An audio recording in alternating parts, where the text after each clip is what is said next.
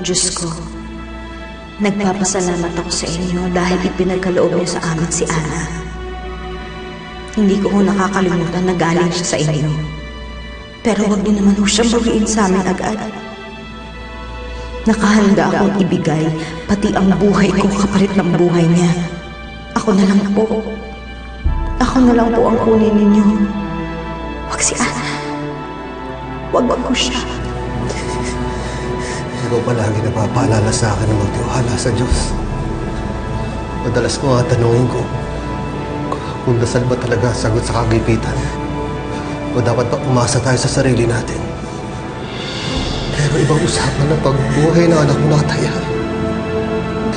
Kahit kanino maniniwala ako. Kung totoong may Diyos, dito kukunin ang anak natin.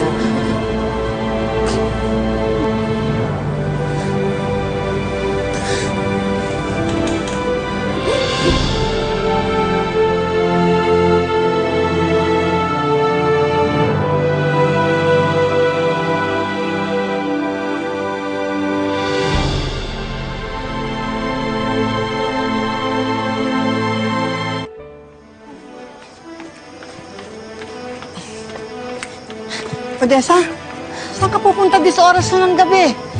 Ha? Uy, kapag may maghanap sa akin, sabihin nyo na nasa malayang lugar ako, ha? Teka, ano ba O kaya nasa abroad. Itong bata na to, oo. Sandali. Diyos ko.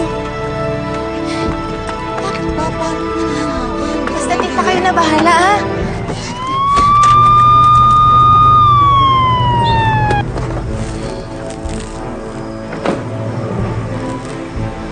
Ikaw ba si Odessa Luna? Siya nga, pamangkin ko siya. Bakit niyo hinahanap? Kailangan po niya sumama sa amin. She's under arrest. Bakit to? Hindi ako sasama sa inyo.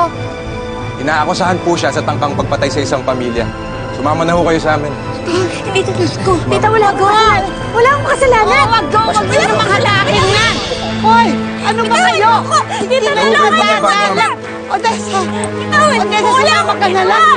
Tita, tulungan niyo ako. Sige na! Oo, susunod ako! Bitawan niyo ako. Wala akong ginawa. Odessa! Sandali lang ako, sasama ako eh! Nahuli na si Odessa ng mga pulis matapos ko mag-report. Mananagot ang babae na yan sa ginawa niya sa'yo.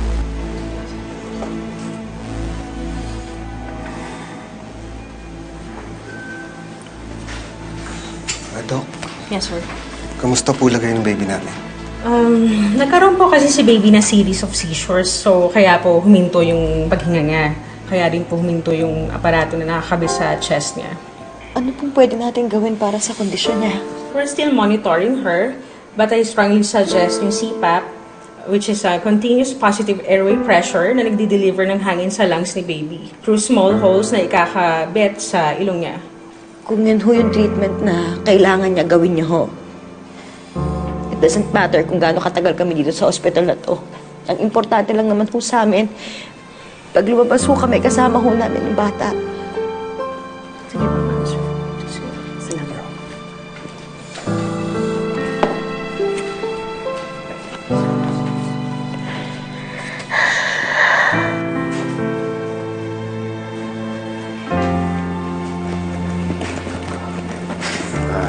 Mr. Medrano, nandito po kami para ipa-identify sa inyo yung suspect.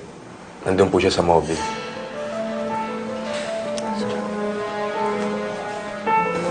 Hintayin niyo ako sa waiting area.